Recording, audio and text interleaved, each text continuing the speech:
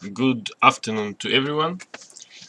It's me again here. I hope you're watching my videos. I see someone is at least watching them a bit. This time it's not good morning. It's good afternoon because I was kind of busy a bit with something else in the morning, but I wasn't too occupied with something unwanted. So I think it's better to record such videos about philosophy and philosophers in the morning, because so you just woke up, you had for instance some food, or maybe you haven't had anything yet, and you have fresh mind, so it's not busy with anything, and you're kind of ready for new information. But something what I've done before isn't too much. It's not gonna make any problem.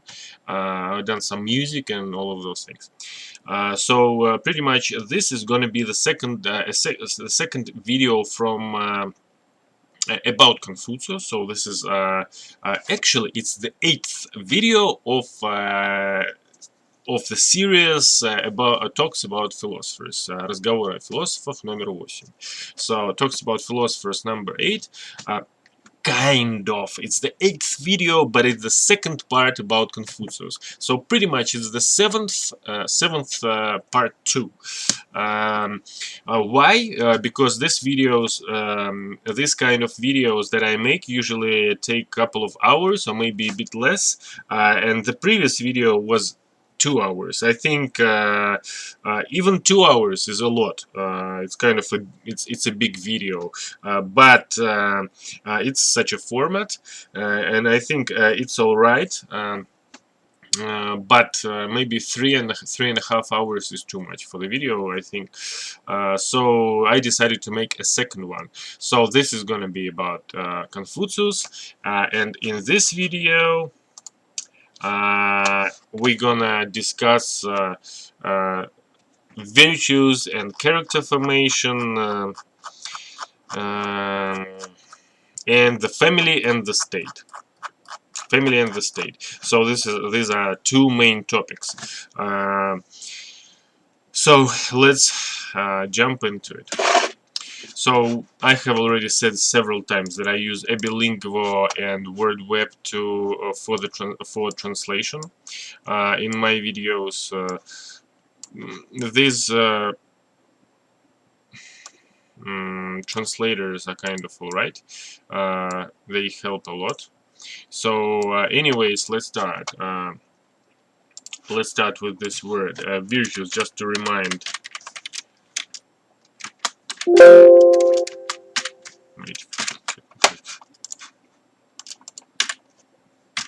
Virtue is a character quality, is the quality of doing what is right and avoiding what is wrong. Ну, типа добродетель, все такое. Ладно, okay. Just a reminder. Okay, many of the short passages from the Analects in the thicket of sayings, and the thicket of sayings. Thicket. Thicket is a dense growth of bushes and small trees. Okay, thicket of sayings. Passages excavated at Guodian. Something was taken from the from Earth, I think. Describe the development of set of ideal behaviors. The development of set of ideal behaviors associated with the moral ideal of the way, Dao. Of the way, Dao. So something what I heard about this, the Dao. Of the gentleman, Junzi. Okay, so based on the analogy between the way of Confucius and character,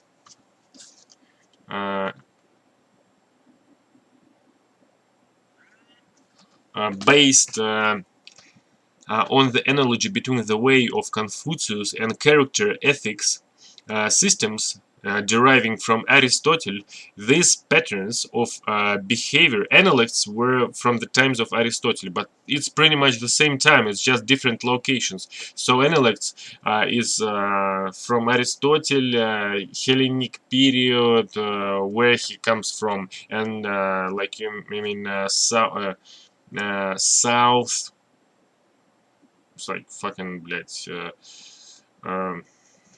analogues.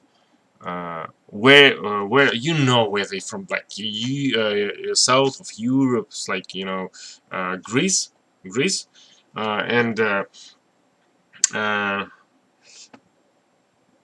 and this is from China.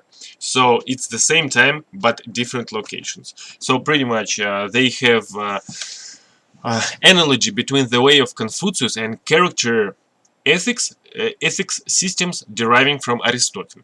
These patterns of behavior are today often described using the Latinate term virtue. In the second passage in the Analects, the disciple Yuru says a person who behaves with filial piety. Wait a second. Filial means designating the generation of the sequence of generations following the parental generation, relating to or characteristics of befitting an offspring. Ебать, wait a second. Filial means дочерний, сыновний, filial, окей, ебать. Питие благочестие, набожность, ебать. Filial piety. Okay, so I understand what that means.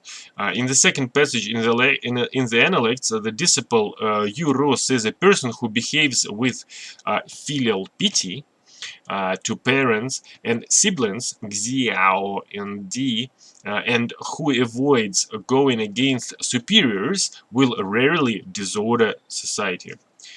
So this may mean that in Chinese traditions, a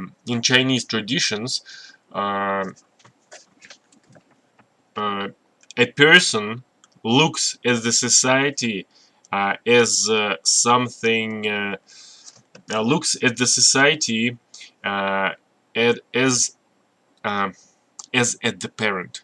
So as at the superior who has authority. The society, you know, someone sometimes you may hear from somebody, I don't give a shit what others see, what other people thinks. I think this is a kind of an opposite of that. So pretty much this means that people look at the society and they care about what they will tell about what they do. Other people look at them and think, I don't give a damn about that.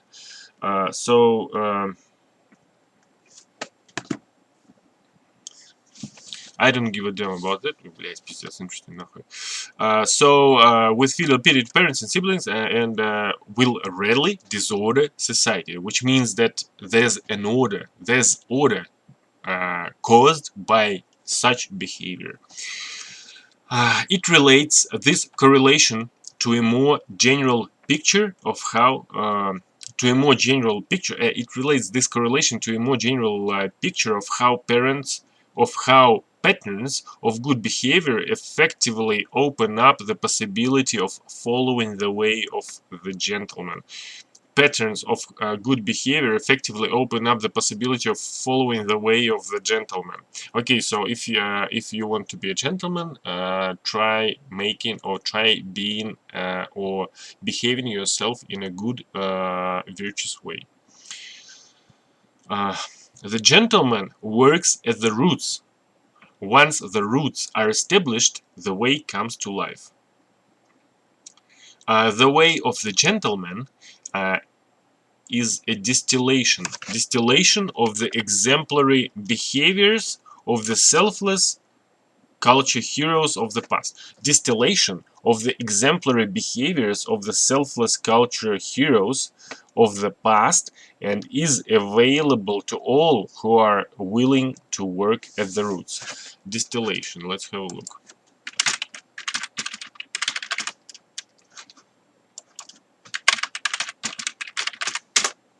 Дистилляция, ну это понятно, перегонка, выгонка, копание, the action of purifying a liquid, purifying. Okay, I understand. So, purifying. Work with the words. In this way, the virtues that Confucius taught were not original to him, but represented his adaptations of existing cultural ideals, to which he continually returned in order of existing cultural ideas, to which he continually returned in order to clarify their proper expressions in different situations. 5 behaviors of the gentleman are most central to the intellects. 5 behaviors of the gentleman most central to the intellects are benevolence, righteousness, ritual propriety, wisdom, and trustworthiness. It says that Confucius worked on worked on existing cultural ideas, probably meaning existing cultural ideas in the time when he was back when he was and back where he was. So probably he worked on existing cultural ideas that were then in China, not necessarily from Europe cultural ideas, because it's probably differentiates. But still, it says that 5 behaviors of the gentleman most central to the intellects. So maybe they knew about each other, and I'm not too sure about that. But still, intellects are about the блять. Wait a second, I'll have a look, just a second. I'll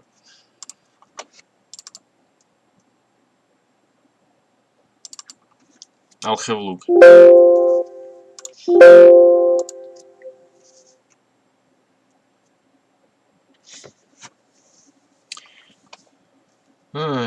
It doesn't say where that was based, but it's somewhere there. You understand where he comes from. So anyways, so benevolence, righteousness. Let's have a look at those 5 behaviors. Benevolence.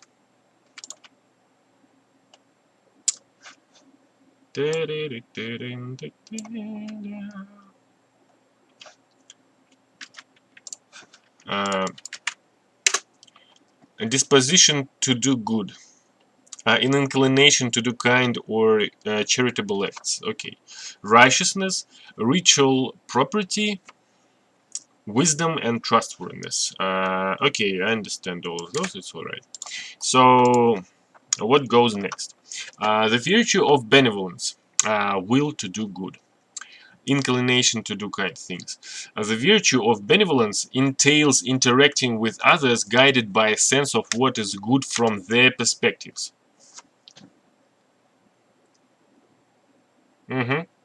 Sometimes the analects defines benevolence generally as caring for others. Caring for others. I'll write this down because it's important for me in one of those and other things that I do very quickly.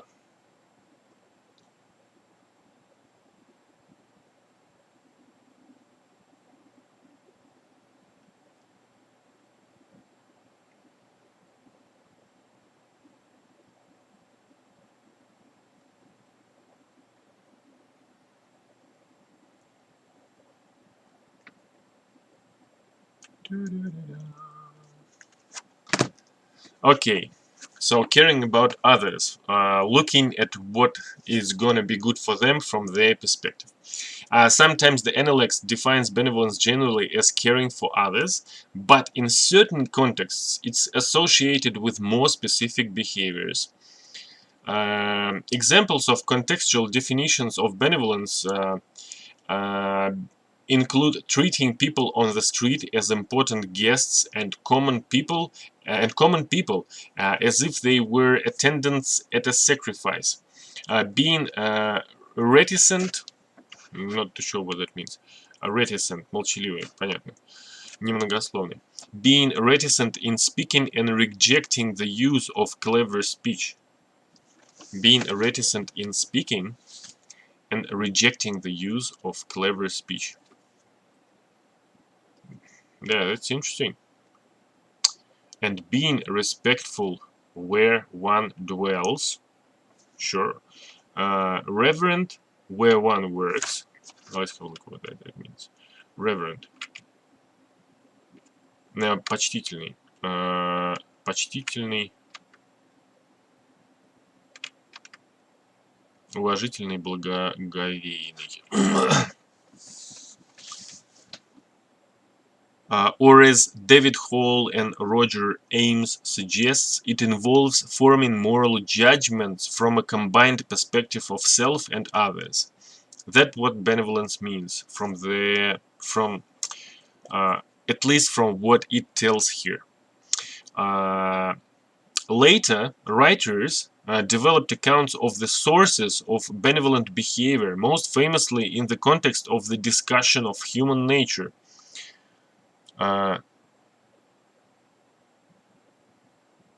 Wait.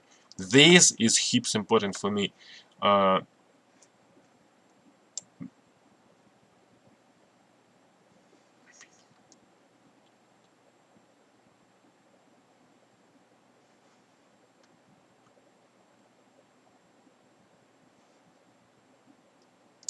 Okay. It is the broadest. Okay. Done with it. Later writers developed accounts of the sources of benevolent behavior, most famously in the context of the discussion of human nature. Xin. In the centuries after Confucius, Mencius, 4th century BCE, argued that benevolence grows out of the cultivation of an effective disposition to compassion. Compassion. Жалость, сострадание, сожаление, сочувствие, участие. Okay, saying. In the face of another's distress. The anonymous author of the late Warring Street periods excavated text Five Kinds of Action. Five Kinds of Action. So they found another book. Describes it as building from the affection one feels for close family members through successive stages to finally develop into a more universal, fully fledged virtue. Так, fully fledged. Полноправный, полноценный, развившийся. Понятно. In the Analects, however, one comment on human nature emphasizes the importance of nurture.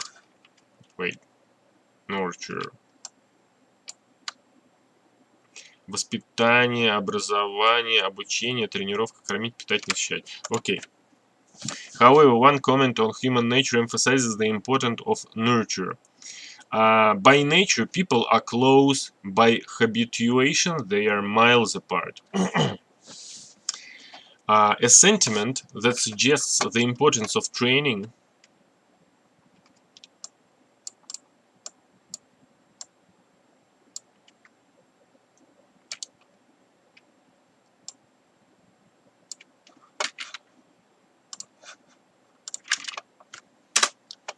tender romantic or nostalgic feeling or emotion.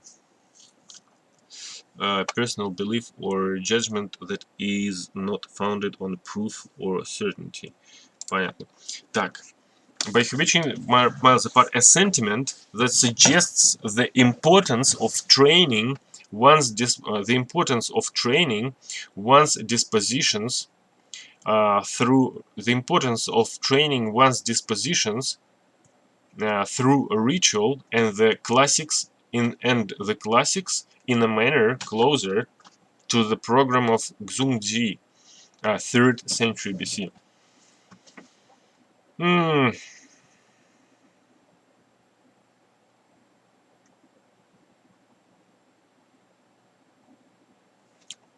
The analect, however, discusses the incubation of benevolent behavior in family and ritual contexts. In family, benevolence in family and ritual contexts.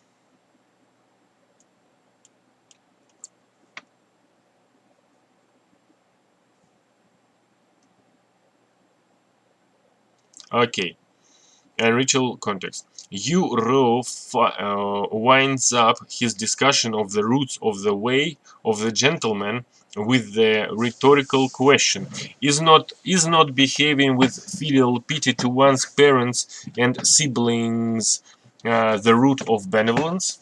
Confucius tells his disciple Yan Yuan that benevolence is a matter of overcoming oneself and returning to ritual propriety. These connections between benevolence and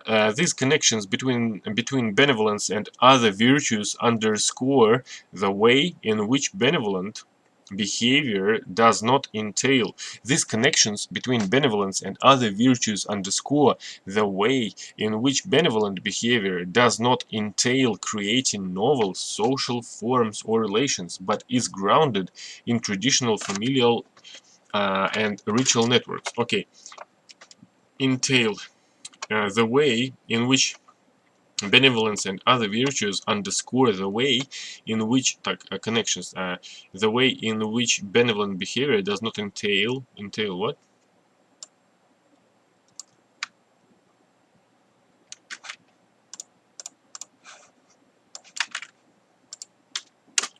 Entail have as a logical consequence.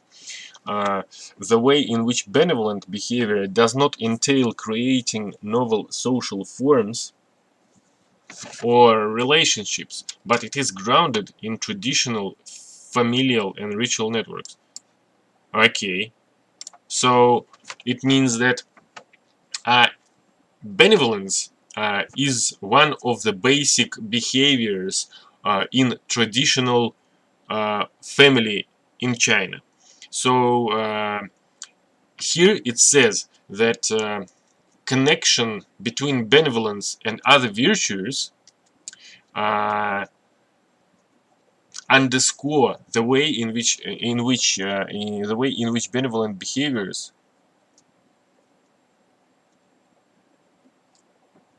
novel social forms.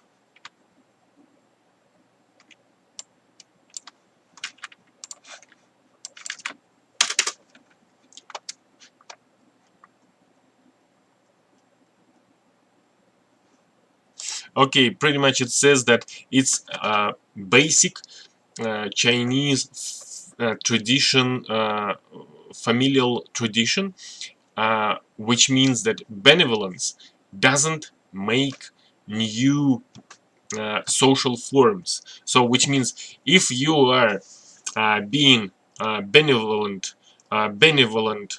in your family to benevolent to someone in your family, or being benevolent. No, if you are being benevolent to someone outside of your family, it is all right, and it doesn't mean that you kind of have some kind of uh, certain relationship apart from being strange people. So they are still strange people, or I'm not sure. Maybe this is the question, that there is no strange people.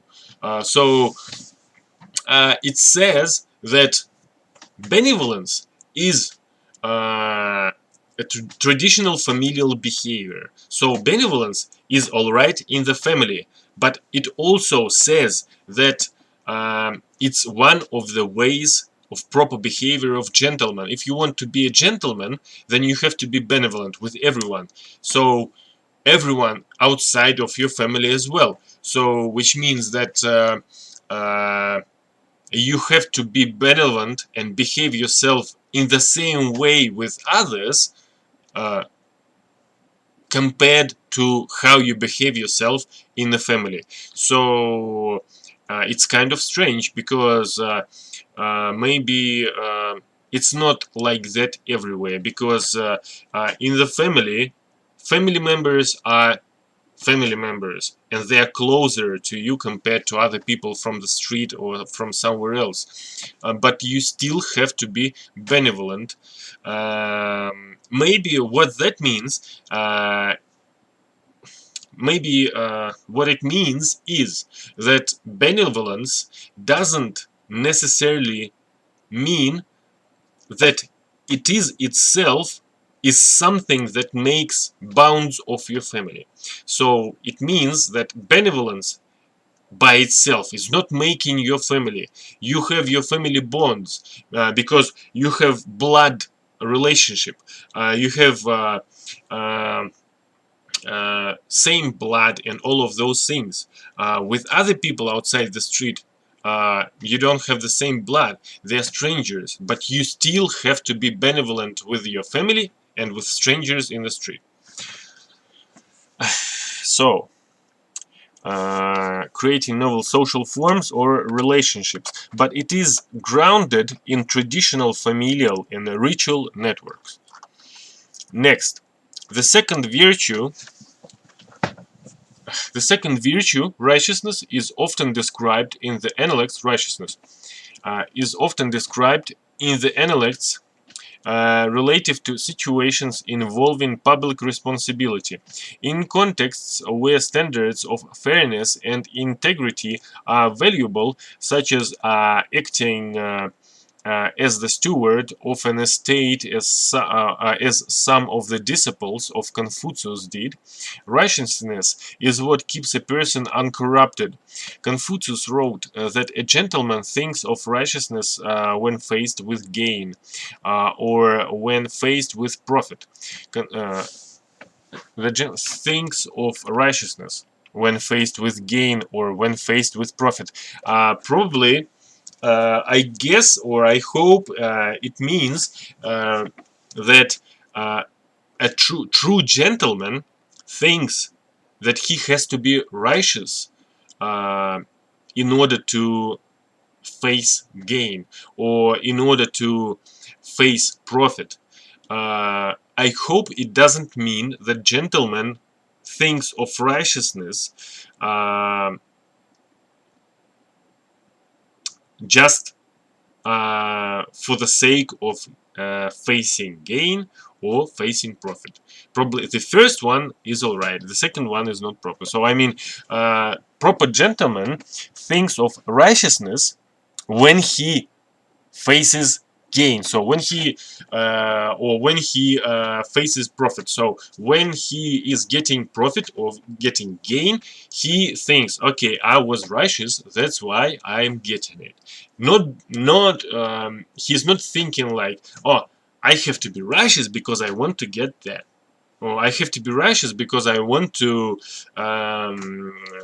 get profit or something else. It's not proper. Probably the first one is that after you receive gain or profit, you think, or gentleman thinks, I have gotten this profit or gain because I was righteous beforehand.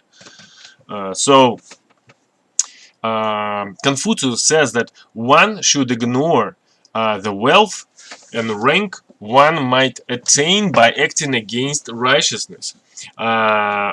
So yeah, that's what it means. Even if it means eating coarse rice, even if it means eating coarse rice, drinking water, and sleeping using one's bent arm as a pillow. I usually do that, it's alright.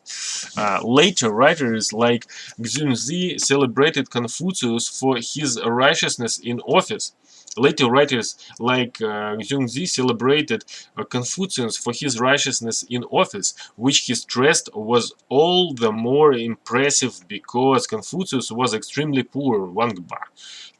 This behavior is particularly relevant in official interactions with ordinary people, such as when employing common people, and if a social superior has mastered it, the common people will all comply.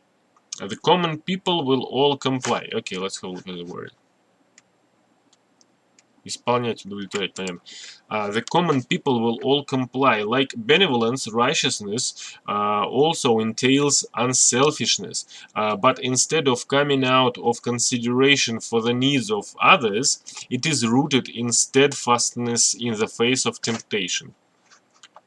Окей. Стойкость, непреклонность к... Так, temptation, это понятно, да, я понял, что это значит. Соблазн, да? Типа того. So, okay, what goes next? The perspective needed to act in a righteous way is sometimes related to an attitude to personal profit. The perspective needed to act in a righteous way is sometimes related to an attitude to personal profit. The perspective needed to act in a righteous way is sometimes related to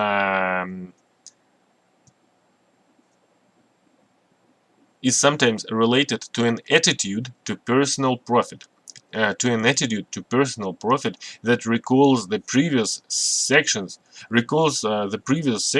discussion of how Confucius taught his disciples to recalibrate the sense of value based on their immersion in the sacrificial system.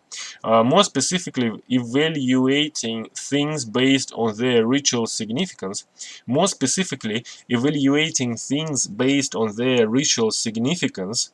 Can put one at odds with conventional hierarchies of value.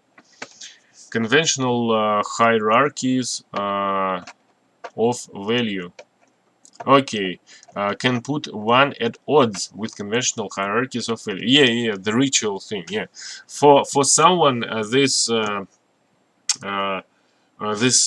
on the table when you have a Chinese tea drinking procession, something on the table may look insignificant, may look not necessarily and useless on the table, but for them it's the ritual, and that's what it says, that this is the most important thing of the ritual. Actually, why have you taken it away from the table? So I'm not gonna drink tea like that. So it's interesting. So pretty much it says that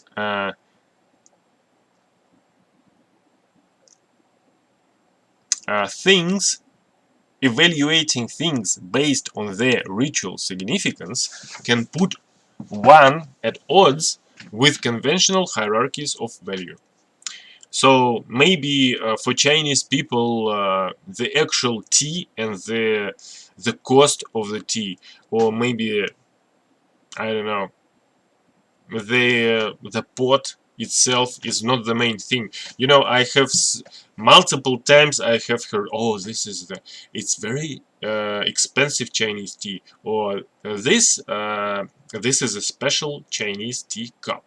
But are those two things, the tea itself and the tea pot or teacup itself, are the most the most important things of the tea drinking ritual?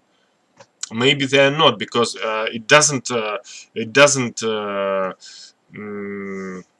it's not everything that tea drinking procession has. Not only tea and cup, there's everything else there in another person as well. So pretty much that's what it says. So this is defined as the root of righteous behavior in a story from the late Warring States period text Master Fei of Han Feizi. The tale relates how at court Confucius was given a plate with a peach and a pile of millet grains with which to scrub the fruit clean. With which to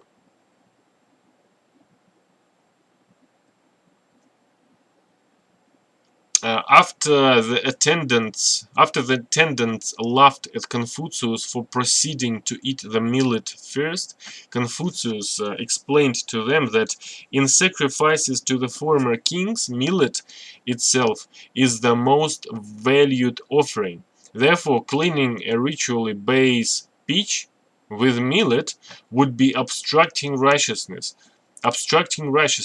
And so I dared to put the pitch above what fills the vessels in the ancestral shrine. Waichu Shao Zu Zhang. Okay, so yeah, so it means that people who people that's what it said before. People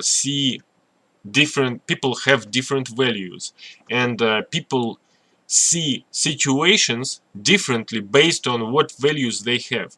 So he was given a peach and millet and a millet. Millet, I thought it's a crop or grain or something. So, and he decided to eat the millet first, and they laughed at him. Why would you eat the millet before eating the peach?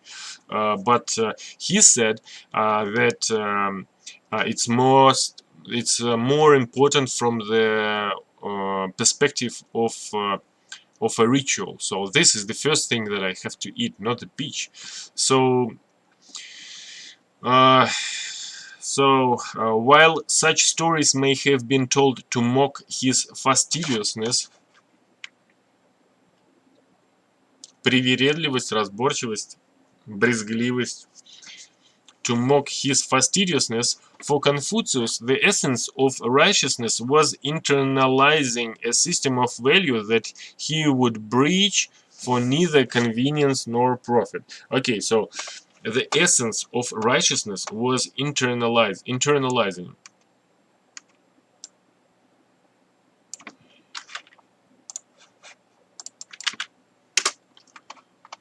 Incorporate with oneself, makes subjective or personal.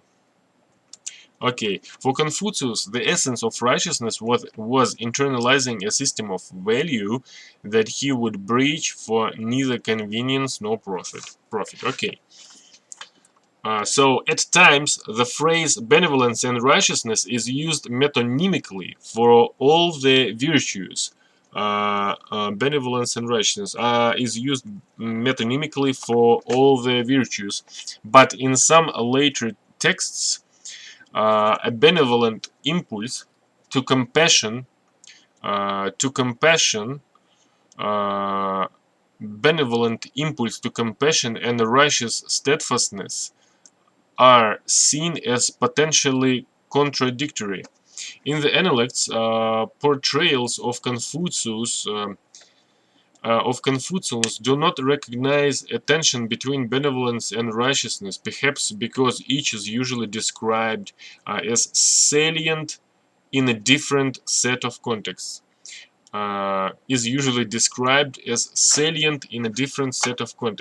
Okay, salient. S как доллар, ебать. Represented as leaping, rampant but leaning forward, having a quality that thrusts itself into attention. Okay, so as salient in a different set of contexts. Righteousness and benevolence. In ritual contexts like courts or shrines, one ideally acts like one might act out of familial affection in a personal context, the paradigm that is key to benevolence. In the performance of official duties, one ideally acts out of the responsibilities felt to inferiors and superiors, with a resistance to temptation by corrupt gain that is key to righteousness. The records of ritual distinguishes between the domains of these two virtues.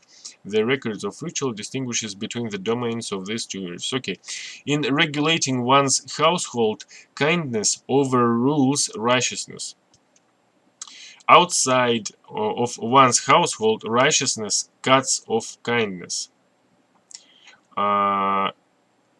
What one undertakes in serving one's father, What one undertakes in serving one's father, one also does in serving one's lord. What one undertakes in serving one's father, one also does in serving one's lord, because one's reverence for both is the same. Reverence, почтение. So, yeah, it's strange and it's difficult to come, not to come up with, but to cope with. Can you imagine that someone is telling you that this is your father, and you behave yourself in a proper way with your father for sure. However, this is your neighbor, and he's the same age as your father, and you have to behave with him in the same proper way compared to your father. So it's a strange set of values. Maybe it's going to tell something else later.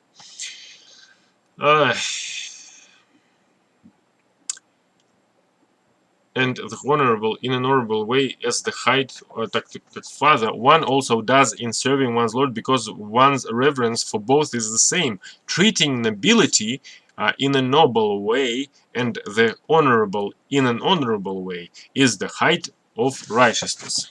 Конфуций. Treating nobility, знатность, and an honorable in an honorable way is the height of righteousness.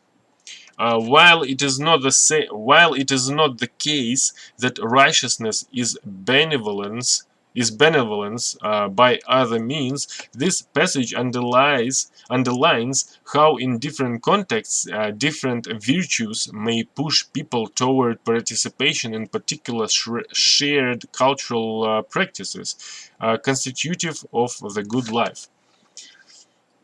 While the virtues of benevolence and righteousness might impel a gentleman to adhere, and righteousness might impel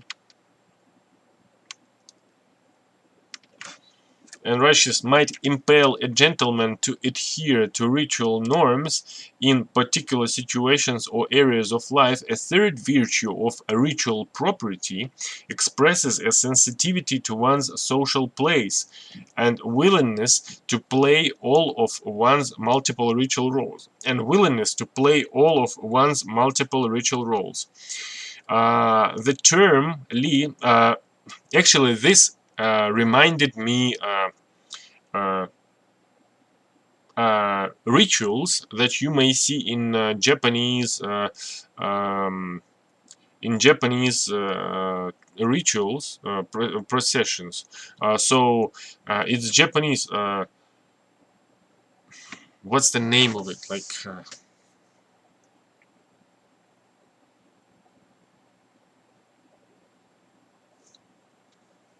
Так, you know,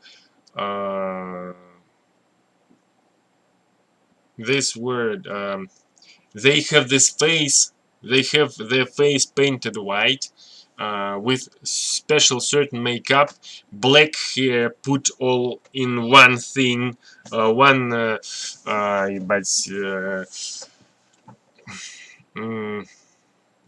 have special outfit, disguise. And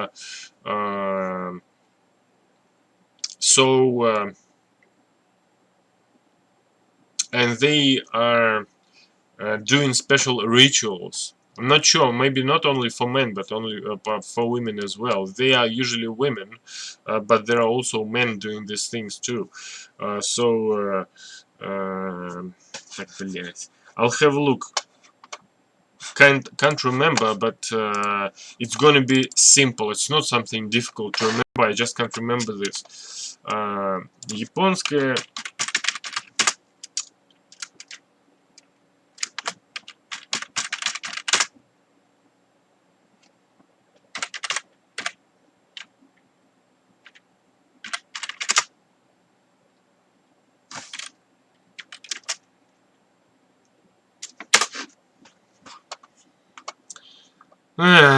Here she is. I'm not sure. What is she?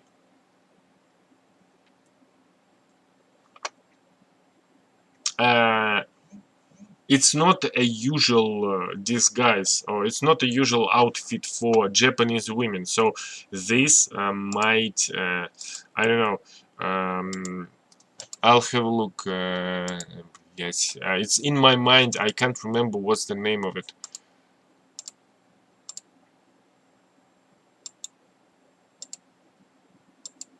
Geisha, here.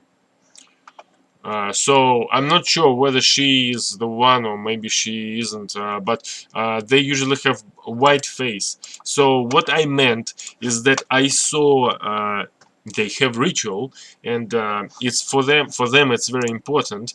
And the thing is that have you noticed that they silently and gently come into the place? Oh, I'm here, I've brought, and I'm leaving, but because that's what it tells. Because every person has certain place in the ritual. If you are not supposed to be here, you are not supposed to be here, and that's why you should leave. So, and you kind of gently or kindly have to leave this thing.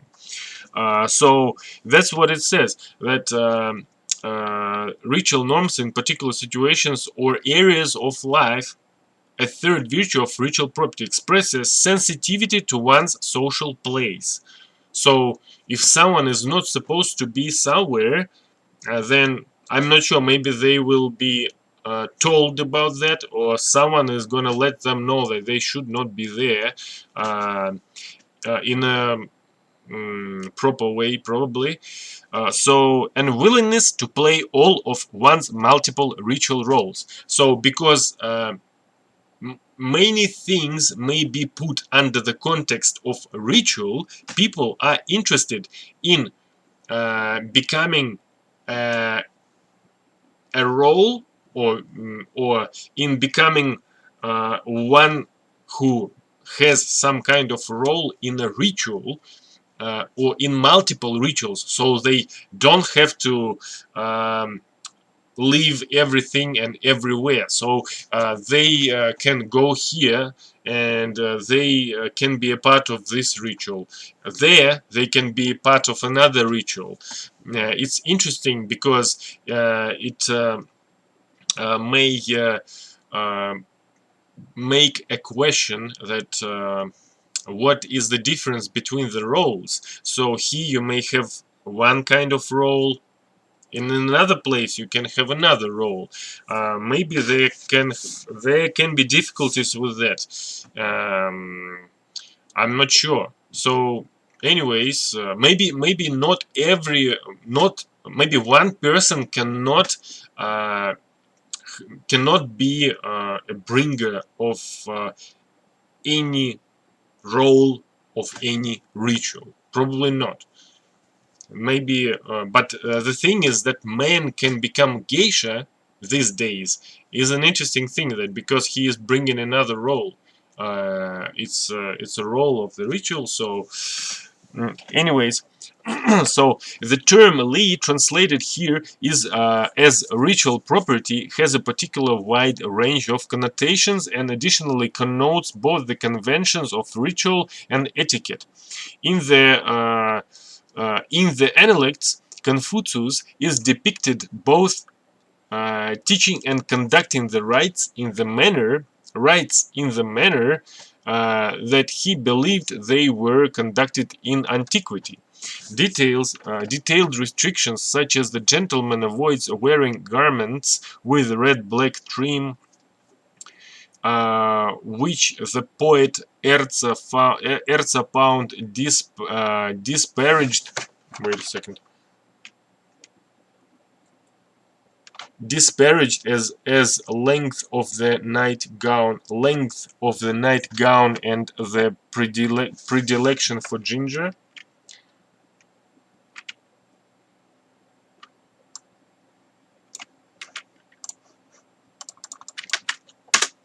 A disposition in favor of something strong liking.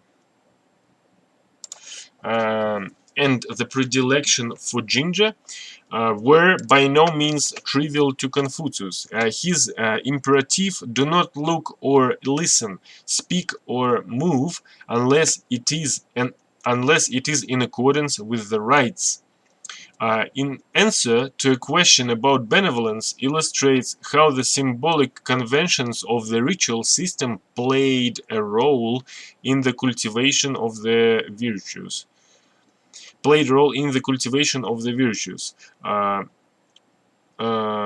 We have seen how a ritual shapes values by restricting desires.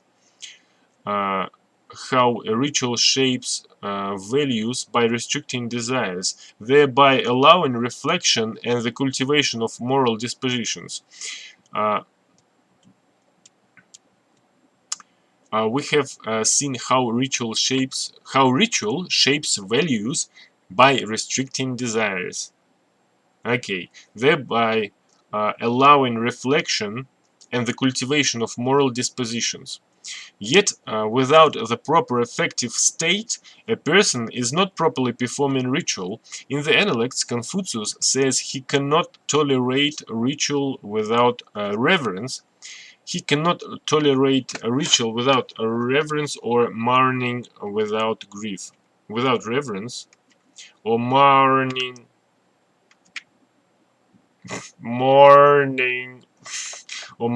without grief. Wait a sec. Intense sorrow caused by a loss of a loved one. Something that causes great happiness. Mourning without grief. Так, не ныть, короче. Sorrowful through loss of deprivation.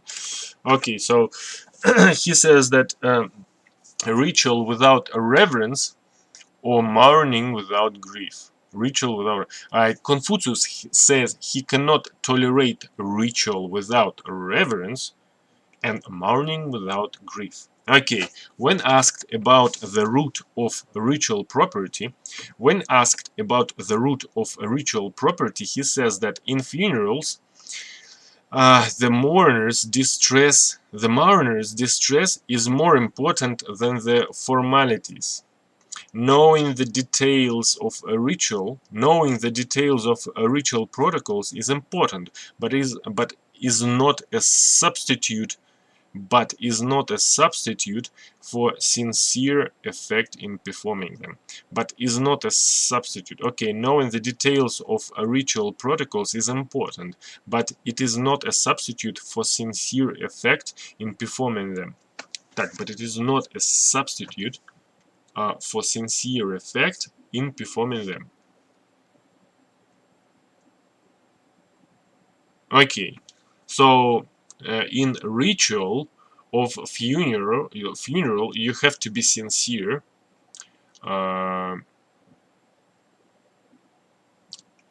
It's better to act sincerely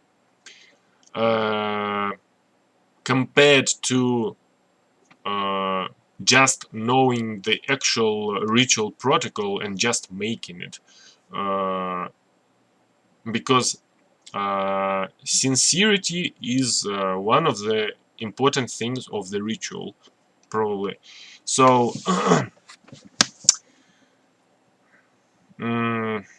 together they are necessary conditions for the gentleman's training and are also essential to understanding the social context in which Confucius taught his disciples.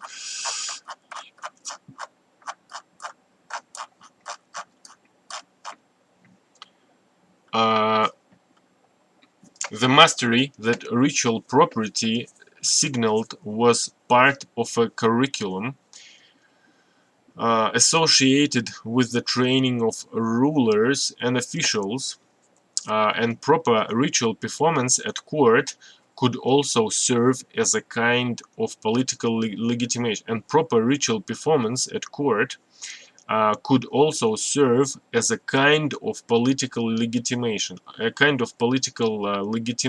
Confucius summarized the different prongs of the education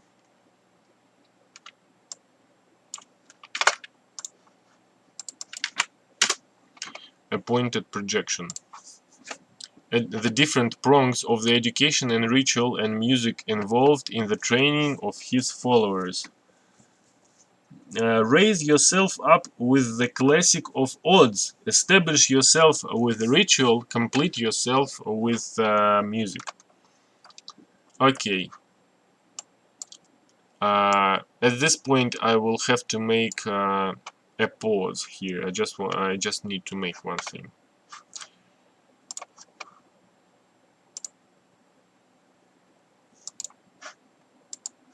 Okay, so I finished with what I had to do. On one occasion, Boyu, the son of Confucius, explained that when he asked the son of Confucius, Boyu, explained that when he asked his father to teach him, his father told him to study the classic of odds in order to have a means to speak with others and to study ritual to establish himself. That Confucius insists that his son master classical literature. His son master classical literature and practices underscores the fact that Confucius insists that his son masters classical literature and practices underscores the values of these cultural products as a means of transmitting the way from one generation to the next. He tells his disciples that the story of the classic of odds He tells his disciples that the study of the classic of odds prepares them for different aspects of life, providing them with the capacity to at home serve one's father, away from it serve one's lord, as well as increase one's knowledge of the names of birds, animals, plants, and trees, as well as increase one's knowledge of the names of birds, animals, plants, and trees.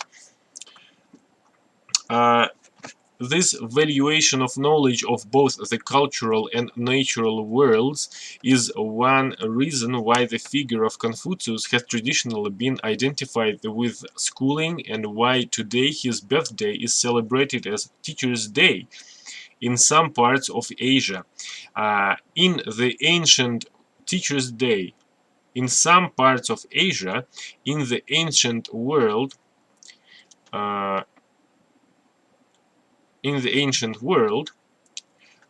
in some parts of Asia. In the ancient world, this kind of education also qualified Confucius and his disciples for employment on estates and at courts. The fourth virtue, wisdom, is related to appraising people and situations. In the Analects, wisdom allows a gentleman to discern crooked and straight behavior in others. To discern. Разглядеть. Allows a gentleman to discern crooked. Понятно. And straight behavior in others. And discriminate between those who may be reformed and those who may not. In the former dialogue, Confucius explains the virtue of wisdom as knowing others. The thicket of sayings excavated at Guodian indicates that this knowledge is the basis for properly selecting others.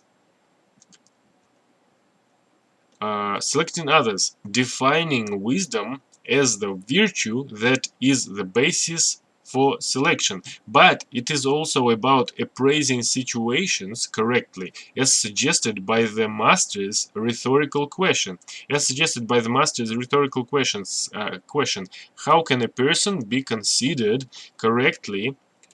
considered wise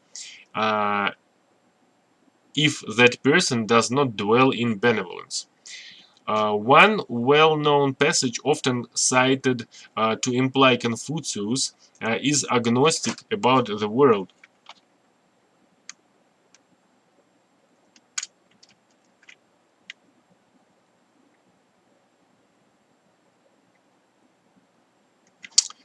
is agnostic about the world of the spirits, is more literally about how wisdom allows... Так, wait a second. One well-known passage often cited to imply Confucius is agnostic about the world of the spirits.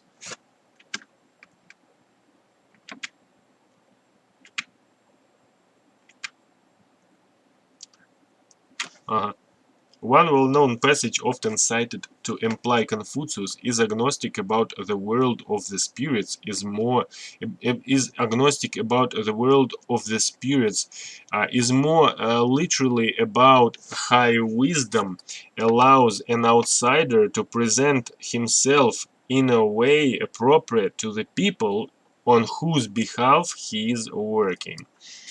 When working for what is right for the common people, when working for what is right for the common people, to show reverence for the ghosts and spirits while maintaining one's distance may be deemed a wisdom.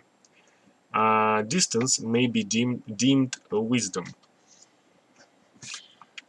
Okay, the context for this sort of appraisal is usually official service, and wisdom is often attributed to valued ministers or advisors to sage rulers.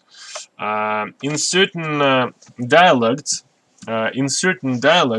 wisdom also connotes a moral discernment. Wisdom also connotes a moral discernment.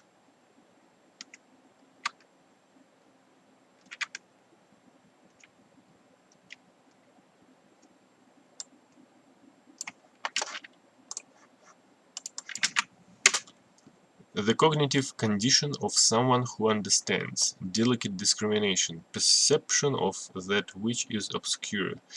Так.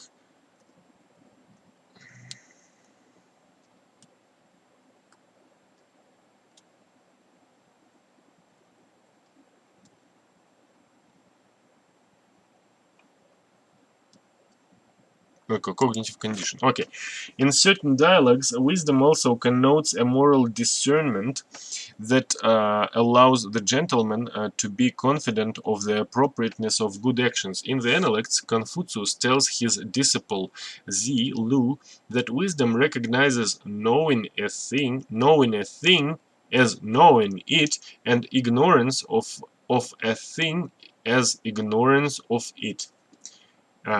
Knowing a thing as knowing it, and ignorance of a thing as ignorance of it. In soliloquies about several virtues, Confucius describes a wise person as never confused. While comparative philosophers have noted that Chinese thought has nothing clearly analogous to the role of the will in pre-modern European philosophy,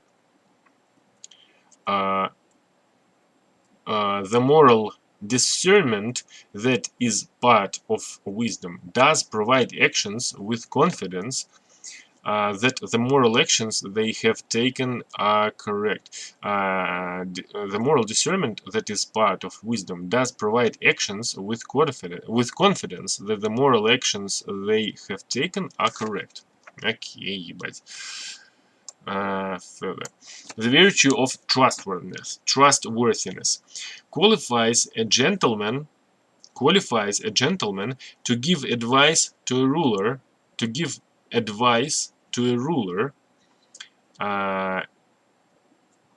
and a ruler or official to manage others. In the Analects, Confucius explains it succinctly.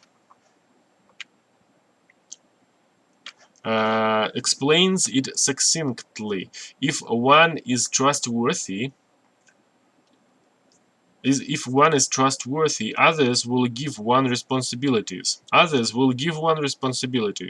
While trustworthiness may be rooted in the proper expression of friendship between those of the same status. While trustworthiness may be rooted in the proper expression of friendship between those of the same status, it is also valuable in interactions with those of different status. The disciple Zixia explains its effect on superiors. The disciple Zixia explains its effect on superiors and subordinates. When advising a ruler without trustworthiness, the ruler will think a gentleman is engaged in slander.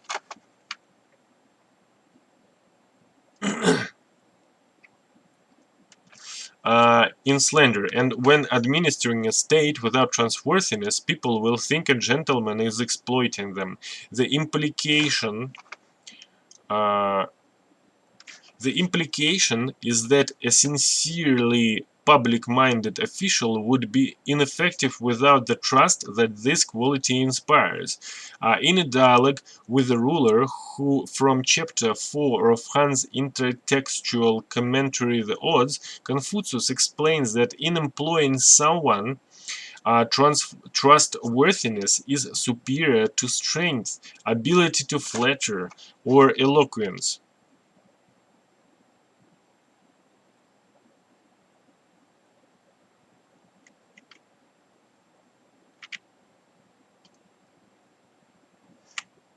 Интересно. Is superior. Trustworthiness is superior to strength, ability to flatter, or eloquence. Being able to rely on someone is so important to Confucius that when asked about good government, he explained that trustworthiness was superior to either food or weapons.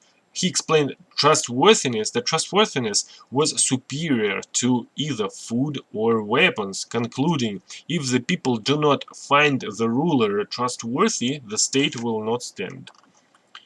Пиздец. By the Han period, benevolence, righteousness, ritual propriety, wisdom, and trustworthiness began to be considered as a complete set of human virtues corresponding with other quintets of phenomena used to describe the natural world. Some texts described a level of moral perfection, as with the sages of antiquity, as unifying all these virtues. Uh, um, all these virtues. Prior to this, it is unclear whether the possession of a particular virtue entailed having all the others, although benevolence was sometimes used as a moral general term for a combination of one or more of the other virtues. At other times, Confucius presented individual virtues as expressions of good in particular domains of life. Early Confucius dialogues are embedded in concrete situations and so resist attempts to distill them into more abstract principles of morality. As a result, descriptions of the virtues are embedded in anecdotes about the exemplary individuals whose character traits the dialogues encourage their audience to develop. Confucius taught that the measure of a good action was whether it was an expression of the actor's virtue, something his lessons share with those of philosophies like Aristotle's that are generally described as virtuous ethics.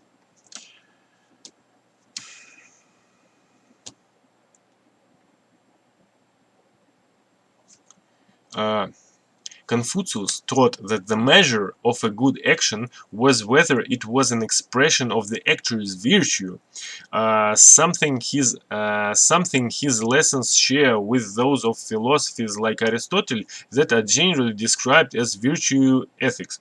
A modern evaluation of the teachings of Confucius as a virtue ethics, as articulated in Brian W. Van Norden, Virtue Ethics and Consequentialism in Early Chinese Philosophy, which pays particular attention to analogies between the way of Confucius and Aristotle's good life.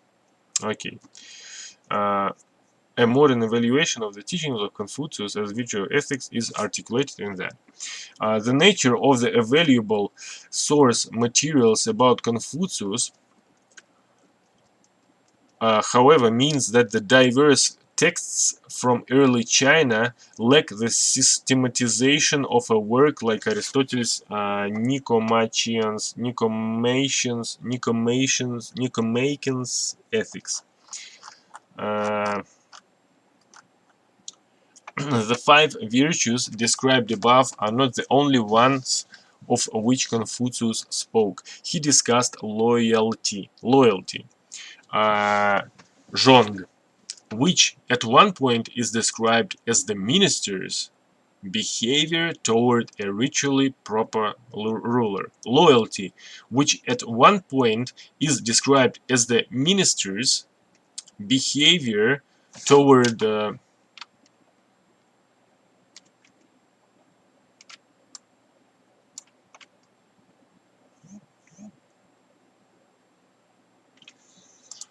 which at one point is described as the minister's behavior toward a ritually proper ruler. He said that courage, Yong, is what compels one to act once one has seen where righteousness lies. Courage is what compels one to act once one has seen where righteousness lies. Another term, sometimes translated as virtue, uh, is usually used to describe the authority of a ruler that grows out of goodness or favor to others, and is a key term in many of the social and political works discussed in the following section. Yet going through a list of all the virtues in the early sources is not sufficient to describe the entirety of the moral universe associated with Confucius. The presence of themes in the Analects like the ruler's exceptional influence as a moral exemplar, the importance of judging people by their deeds rather than their words, or even the protection of the culture of Zhou by higher powers, all highlight the unsystematic nature of the text and underscore that teachings other how to cultivate the virtues is a key aspect, but only a part of the ethical ideal of Confucius. Yet there is also a conundrum.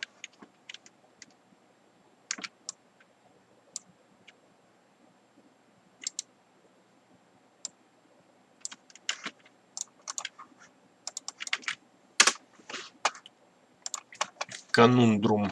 Знаешь, какая, блядь, difficult problem, пиздец. Yet there is also a conundrum inherent in any attempt to derive abstract moral rules from the mostly dialogical form of the Analects. That is the problem of whether the situational context and conversation partner is integral to evaluating the statements of Confucius.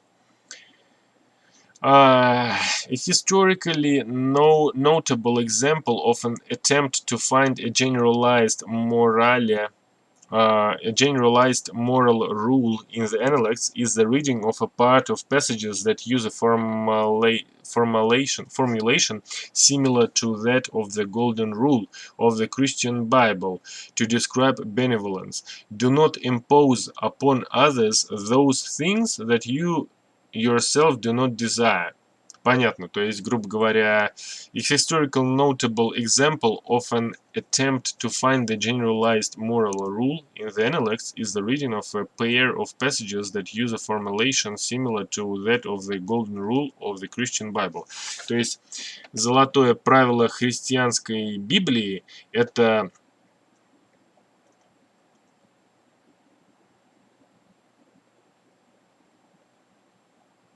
поступай с другими так, как желаешь, чтобы поступали с тобой.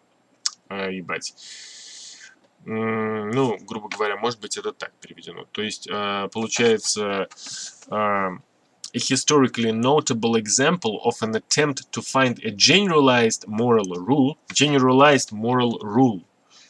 in the Analects is the reading of a pair of passages that use formulation similar to that of the Golden Rule of the Christian Bible to describe benevolence. Do not impose upon others those things that you yourself do not desire.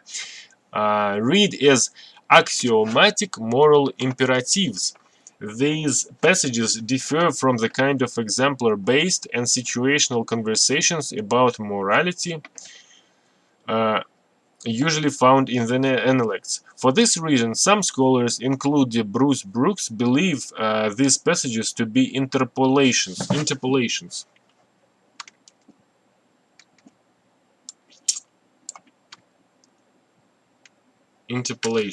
Wait a second.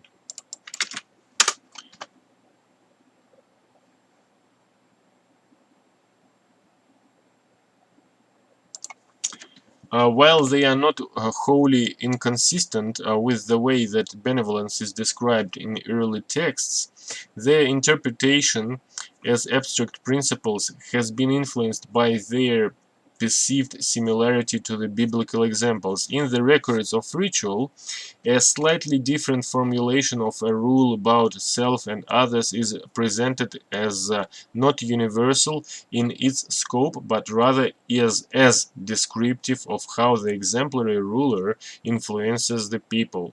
In common with other early texts, the Analects describes how the moral transformation of society relies on the positive example of the ruler, comparing the influence of the gentleman on the people to the way the wind blows on the grass, forcing it to bend. In a similar vein, after discussing how the personal qualities of rulers of the past determined whether or not their subjects could morally transform, the record of ritual expresses its principle of reflexivity. That is why the gentleman only seeks things in others that he or she personally possesses. The gentleman only condemns things in others that he or she personally lacks. Окей, ебать. Пиздец, наконец-то они нахрен пришли к этому, блять, высказыванию. Пиздец, просто, ебать. Нахуй здесь, блядь, говорить нахрен полтора долбанных параграфа, если я не, блядь, ну тут нахрен целая страница. И потом уже это приходит вот к этому.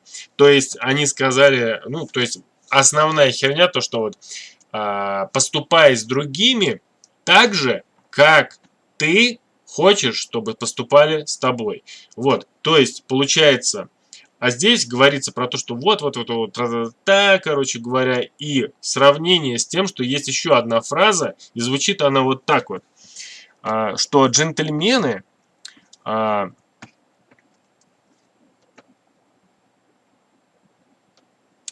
осуждают в других людях только то, чего у них нет у самих.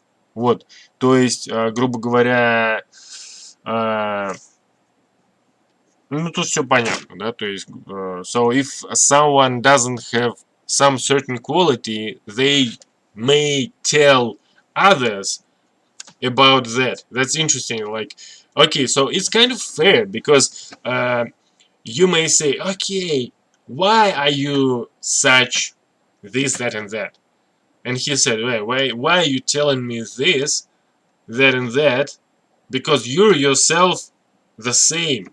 Why are you telling me that? Let's discuss this thing. And so this is a point about the efficacy of moral suasion.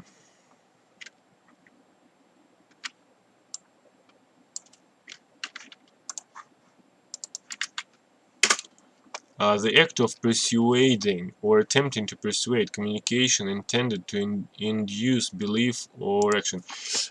This is a point about the efficacy of moral suasion, saying that a ruler cannot expect to perform society solely by command, since it is only the ruler's personal example that can transform others.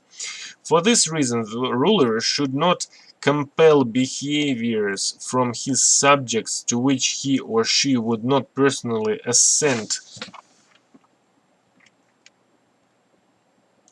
Compel behaviors from his subjects to which he or she would not personally assent.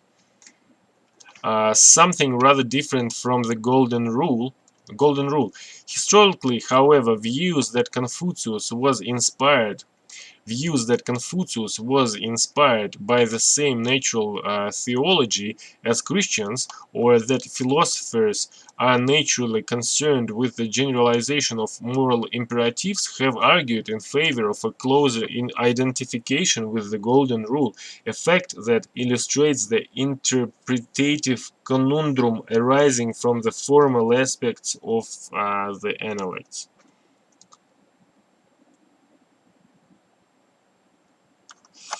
Okay, so here I'm telling that the next video is going to be about Confucius as well.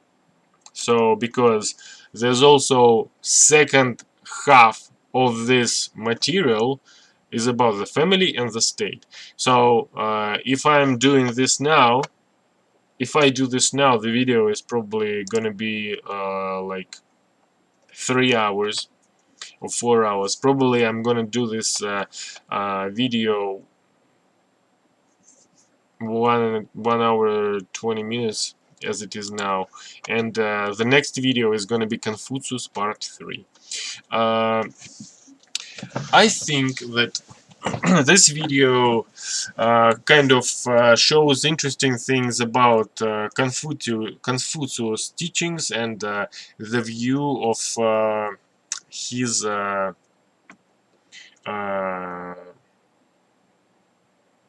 philosophy, or view of his teachings and rituals and all of those things. So next video is going to be part 3 Confucius. I hope you will like it. I'm pretty sure that I'm liking it, and the next one, because it's interesting topic. Maybe you can watch it on Yandex.Zen, or maybe in YouTube. If you like, you may leave a comment in English or in Russian. So maybe you have some kind of suggestions related to the format of this video, or maybe topics of the next videos. I'm interested in continuing doing the episodes in the series of talks about philosophers. I'm not too sure how many videos I'm gonna make, but I'm sure that this is not the last. This is not the last video in this series. So there's gonna be Confucius 3. There's gonna be